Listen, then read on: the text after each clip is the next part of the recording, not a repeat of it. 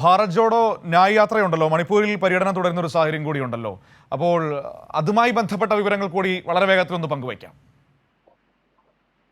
തീർച്ചയായും ഇക്കാര്യത്തിൽ ഇന്നലെ കാരണം ഈ മണിപ്പൂർ വിഷയവുമായി ബന്ധപ്പെട്ട് വലിയ രീതിയിലുള്ള സംഘർഷം അവിടെ നിന്നിരുന്ന സമയത്ത് ഇവരുടെ വേദി മാറ്റുന്നതുമായി ബന്ധപ്പെട്ടുള്ള കാര്യങ്ങൾ വന്നിട്ടുണ്ടായിരുന്നു. എന്തായാലും ഇന്നലെ തൗബയിൽ നിന്നും ഈ മാർച്ച് ആരംഭിച്ചിരിക്കുന്ന സമയത്ത് പ്രധാനമന്ത്രിക്കെതിരെ എല്ലാം വലിയ രീതിയിലുള്ള രൂക്ഷമായ വിമർശനമാണ് ഉന്നയിച്ചത്. കാരണം മണിപ്പൂര് ഇന്ത്യയുടെ ഭാഗമല്ല എന്നുള്ള രീതിയിലാണ് പ്രധാനമന്ത്രിയും BJP-യും കണക്ക് കൂട്ടുന്നത്. നോർത്ത് വടക്കു കിഴക്കൻ സംസ്ഥാനങ്ങളെ പൂർണ്ണമായി ഒഴിവാക്കുന്ന രീതി, കൂടാതെ സംഘർഷം അവിടെ നിലനിൽക്കുമ്പോൾ തന്നെ അവരിൽ കാര്യമായ ഇടപെടലുകൾ കേന്ദ്ര സർക്കാർ നടത്തുന്നില്ല എന്ന തരത്തിലുള്ള വ്യാപകമായ അല്ലെങ്കിൽ ഒരു രൂക്ഷമായ പ്രതിഷേധം തന്നെയാണ് രാഹുൽ ഗാന്ധി ഇന്നലെ നടത്തിയത്. എന്തായാലും ഈ മണിപ്പൂരിലെ 4 ജില്ലകളിലൂടെ നാല് പ്രദേശങ്ങളിലൂടെ കടന്നു പോകും ഈ റാലി എന്നാണ് ഇപ്പോൾ അറിയപ്പെടുന്നത്. കാരണം അറിയിച്ചിരിക്കുന്നത്.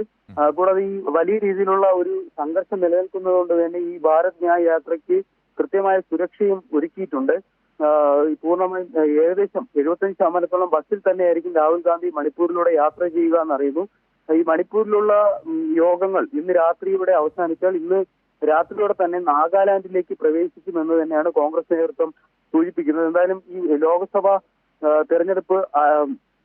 തെരഞ്ഞെടുപ്പ് അടുത്തിരിക്കുന്ന സാഹചര്യത്തിൽ എന്തായാലും കോൺഗ്രസിന് ഇത് വലിയ രീതിയിലുള്ള ഒരു രാഷ്ട്രീയ കരുനീക്കത്തിന്റെ ഭാഗമായി വേണം ഇത് കാണാൻ. കാരണം വരുന്ന ലോക്സഭാ തെരഞ്ഞെടുപ്പിൽ എല്ലാ മുന്നണികളെയും, കാരണം ഇന്ത്യ മുന്നണി ഉൾപ്പെടുന്നത് വിവിധ സംസ്ഥാനങ്ങളിലുള്ള പ്രാദേശിക കക്ഷികളും രാഷ്ട്രീയ കക്ഷികളും എല്ലാം ചേർന്നതാണ്. അതുകൊണ്ട് തന്നെ ഈ യാത്ര കടന്നു പോകുന്ന വടക്കേ ഇന്ത്യൻ സംസ്ഥാനങ്ങളുണ്ട്, UP, ബീഹാർ പോലെയുള്ള സംസ്ഥാനങ്ങളുണ്ട്. UP-യില് പല സംസ്ഥാനങ്ങളിലൂടെയും കടന്നു പോകുന്നുണ്ട്. വടക്കു കിഴക്കൻ സംസ്ഥാനങ്ങളും ഇതിന്റെ പരിധിയിൽ വരുന്നുണ്ട്. അതുകൊണ്ട് തന്നെ ഇന്ത്യ മുന്നണിയുമായി ബന്ധപ്പെട്ട് ലോക്സഭ തെരഞ്ഞെടുപ്പ് വരാനിരിക്കുന്ന സാഹചര്യത്തിൽ തെരഞ്ഞെടുപ്പുമായി ബന്ധപ്പെട്ട സാഹചര്യങ്ങൾ എന്തായാലും ചർച്ച ചെയ്യും. എന്തായാലും ഇന്ന് മണിപ്പൂരിലുള്ള പരമാവധി വ്യക്തമാണ്.